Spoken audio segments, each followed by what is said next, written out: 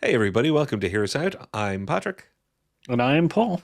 and we're Hear Us Out, and we're going to be talking about why She-Hulk deserves a second chance, and specifically why She-Hulk deserves a second chance through the medium of Daredevil, Paul. Yeah. I don't know why Medium had that in my head. But yeah. Yeah, Daredevil, Daredevil, would be a good place to start with the She-Hulk redemption arc, I guess. Yeah, well, you've got the new Daredevil Born Again coming out. It's already reworking, and I've got the little poster here for the old, which we both love, Paul, the original Daredevil Netflix series. I loved all those Netflix street level hero shows. Great. Defenders were great. Top drawer. But Daredevil Born Again was going to be a complete reimagining. Then it was a reworking. Now it's still the same Daredevil but slightly different. All sorts of stuff. So there's a lot of nuance going on what exactly we're going to get. And bear in mind that Wilson Fisk on that poster has been in the Echo Disney Plus TV show. Essentially, they're reworking a lot of stuff that's already happened. And one of the other things that already happened. Why are we talking about She-Hulk? Because She-Hulk right here was in, or Daredevil was in She-Hulk. The wrong way around there. She-Hulk smash, Paul. She-Hulk smash, to use the kids' vernacular. There was some romantic feelings here. I didn't necessarily dig that version of Daredevil, but that's because I was so attached to Charlie Cox's previous one. But Paul, you and I are maybe the only two people on the whole planet that kind of liked the She-Hulk show. Like, I like She-Hulk as a character, so I was predisposed to like the show. Yeah, I think there was a lot of charm and stuff like that, especially in a kind of like a growing ever kind of mediocrity of TV shows and stuff like that. And I think it was slightly different, and I think that the character was charming. Yeah, And I think which was the way that the Tatiana name Maslany. There you Tatiana go. played the character as well, which good. So, and I think that a lot of peripheral characters around were also quite fun and stuff. Elements that I didn't like are there and stuff, Hmm. and I think you can say the same thing. I think Oh, there's very much elements there so. that we didn't like, but overall, it was a positive kind of introduction to the character, kind of thing. So, Well, let's take a little honest look at the Disney MCU for a moment. The Disney Plus MCU. People railed hard against She-Hulk. Now, you already mentioned it. Tatiana Maslany, top drawer actress, doing a top drawer job.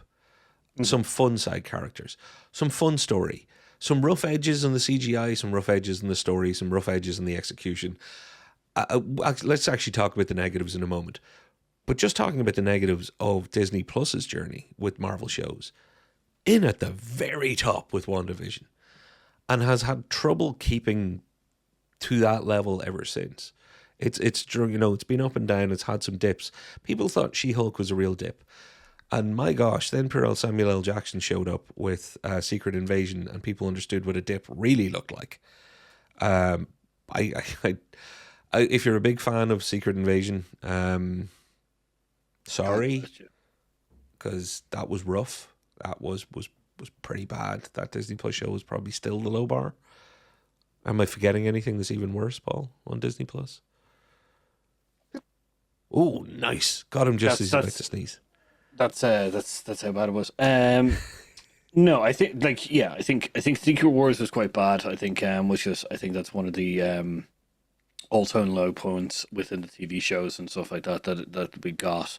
Obviously, there's some others that can be mentioned, but I think Secret Wars was Yeah. the low bar. So in retrospect, She-Hulk, with what they were trying to do, and remember, the CG budget needed to have She-Hulk, as in Jennifer Walters be She-Hulk on screen. That's not nothing. Um, and also remember, oops, sorry, you had to have the Hulk, as in Banner Hulk, show up. And Paul, I think maybe this is where we can talk about some of the things that were rough edges. My issues, I didn't agree with all the wonderful misogynist nutbags out there that were like, oh no, I could never listen to a woman tell me that their life is hard. Because there were those crazy people like, oh, this is woke, or I guess today it would probably be called DEI, even though this character goes way back in the history of time. There was a lot of lunatics out there that like wanted to hate this. But then some of the writing was a little ham-fisted and over preachy in places, even for somebody like me, my little lefty wokey that I am. I was like, oh, it's not really vibing very well with the story right now. It felt a little shuddery. And since it happened in that first couple of episodes and sort of set a tone, didn't bother me, didn't affect me at all. It was one of those, oh, not everything is perfect about this, that's fine. But I think it took a lot of the people who would have given it a chance and pushed them away slightly. Yeah, I get your point, and kind of like, maybe it was a period of time in which there was a lot of kind of like, um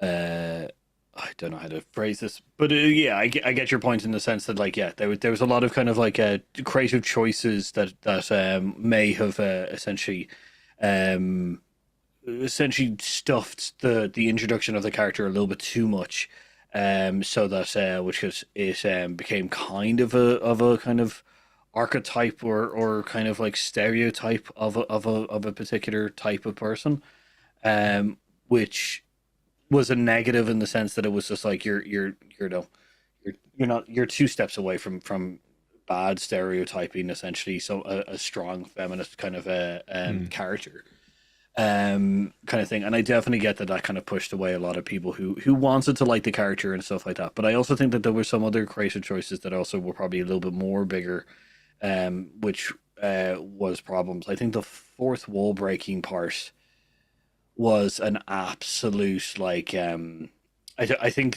Deadpool does it well because it's a consistent joke about it. When She-Hulk did it, it was more kind of like that 90s TV show kind of looking at the camera, kind of like winking and nudging kind of thing. So yeah, it was one of those elements where like um it broke the fourth wall. It did what it wanted to do, but it broke the pacing of the story completely. Yeah. Kind of thing. Well, we talked about this briefly before. I think, from the character from page to screen point of view, they almost had to keep it.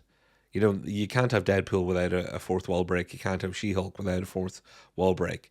But it's, I think your point, and I agree with it. It's in the execution. You got to nail it if you're going to do it. And I think I don't think they were all, I don't think it all didn't work. I think the mastery wasn't there to quite pull it off, to make it a staple of how the show was going to work. I'd agree with you up to that point anyway. I don't think they should have had it at all. It's the one element of She-Hulk that I'm like, you shouldn't have just should have included cut it at all. No. I you know what? If they had taken it away, it wouldn't have stopped me watching or liking. I I'm with you up to the point of it had problems. I think we diverged there. That I think if they had a little bit more mastery and artistry of what they were at, they could have pulled it off. But I'd agree that they didn't. Either way, Paul, it did. It messed the tempo up. I think you're right there in a lot of places, but also knowing that there were so many eyes on things, there was something that really annoyed a lot of people. And the twerking scene that's on screen right now just exemplifies it. It didn't bother me at all. Like I didn't get it because I'm not of the generation to get it. But Megan the Stallion shows up, and this is a natural thing for these characters to do. For all the hell I know, like I have to remember who I am. It seemed to divide the entire planet that watched She-Hulk at the time, but I think it was more exemplar of where people were ready to be divided. There was a lot of culture warring where people were using She-Hulk as a pawn in that. I don't know if you feel the same way. I think at the time it really was used as a bit of a tennis ball. I don't think it was about She-Hulk as much as it was about the campaigns either side of Disney at that point. Yeah, I would. Yeah, I agree there. I agree that there was an element of an audience watching this TV show with a fine not even with a fine tooth comb trying to make something into a bigger issue than it is because they were already inclined to do so. These are the kind of people who also believe that the Ghostbusters 2016 is terrible because the main cast were all female, Yeah. kind of thing. Whereas in They actual were fact, it was already just a terrible movie.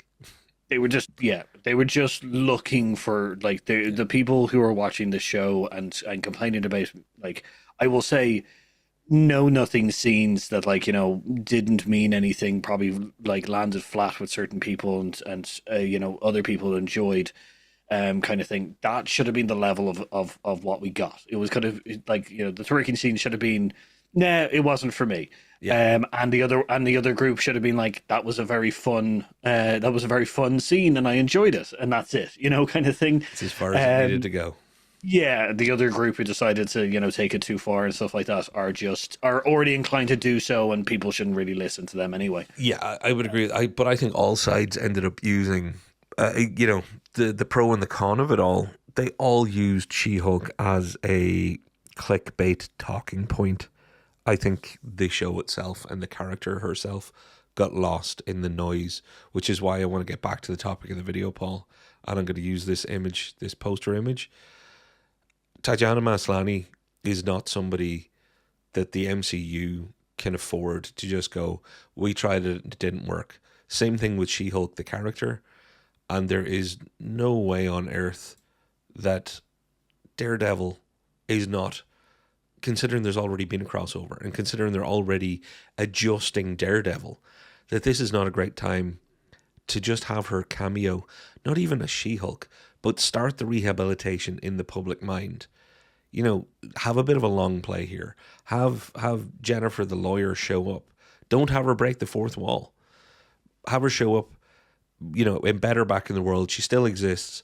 They can play off the fact that they knew each other in their alternate versions a little bit as a joke. Let's face it, the MCU's getting pretty good at, Rhodey giving it a get over it, or, I can't get used to you without the mustache. Uh, you know, uh, General Ross to President Ross transition with different actors. Same actors with slightly altered versions of the same character.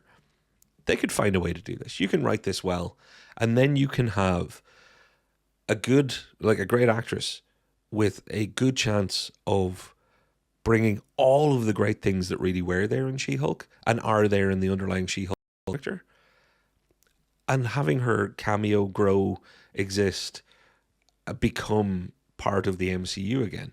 You don't just need, well, are we doing a She-Hulk season 2 or not? Yes. No. It shouldn't be that checkbox. They have a golden opportunity here to, go through the side door, see where they go with this, and start with more patience rather than, we need a Disney Plus show, we need to rush the CGI, we need to rush this all out, etc., etc. I agree. I think there's two elements in which adding I think they should lean into the characters that they had. I think that um Daredevil and which could Jennifer Walters should continue, or at least have that inkling of that romance that they had. Oh yeah, I think, because a nod to that it. was the favorite things. I do think that with the Daredevil's theme being a little bit darker, I definitely think that you can make Jennifer Walters a more serious kind of character. I definitely think that this is an opportunity to change the tone and expand upon the character itself, um, but without making them an integral part to the overall plot of the Yeah, TV show. You need to have them as a kind of like, yes, we are including this character in the show. They are there because in the worlds that they are in, they exist. exactly. And They're world because of, furniture. Yeah, yeah, I wouldn't say world furniture. I'm but more kind of like, they exist. it builds it continues on with the living, breathing world that is the Marvel Yeah, MCU, kind of thing. But it also means that, you can, um as you say, you can keep it in minds, you can keep it in people's mind's eye of this character is still around, kind of thing.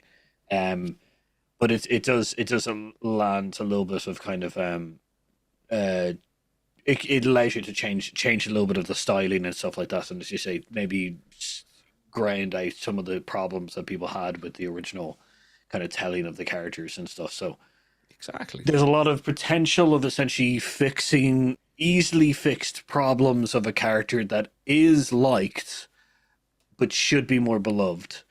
Yeah. In a show that hopefully of a beloved character will continue that belovedness, kind of thing. Yeah.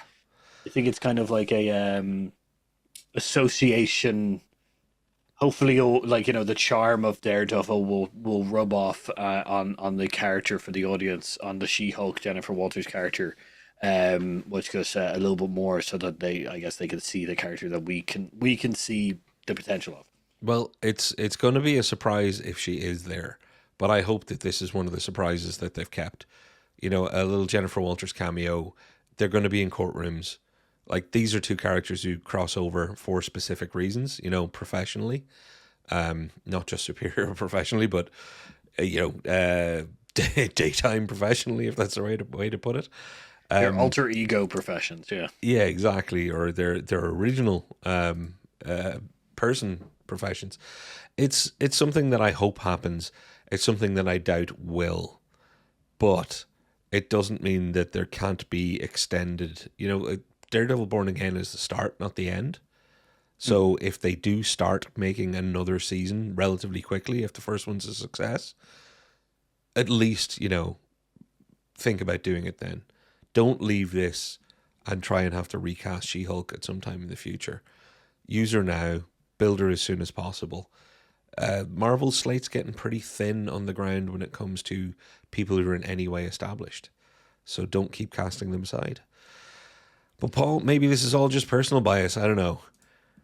I I will say, do not, if you are deciding that you like. I hope for the love of the Marvel gods that you haven't decided to replace Deborah Ann Well with essentially the She-Hulk character, No, Karen Page, because that will be have Karen Page in the Daredevil universe. That you're bringing into the MCU. She is a beloved character. she's going to be there, Paul. That's confirmed. That it Okay. is Deborah Ann Wall. So it's Yeah, it's also the same Foggy. And we know John Bernthal's there right. from the trailer. So we've got Yeah, the important core Ye- pieces.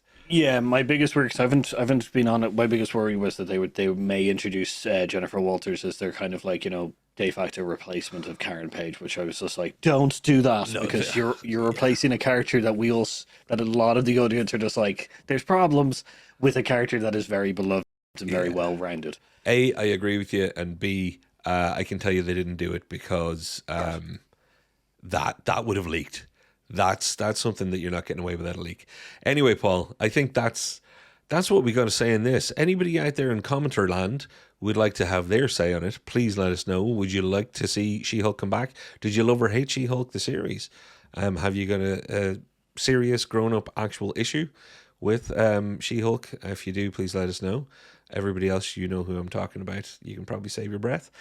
And on that, Paul, I've been Patrick, I've been Paul. and we've been Heroes Out. We'll see you next time.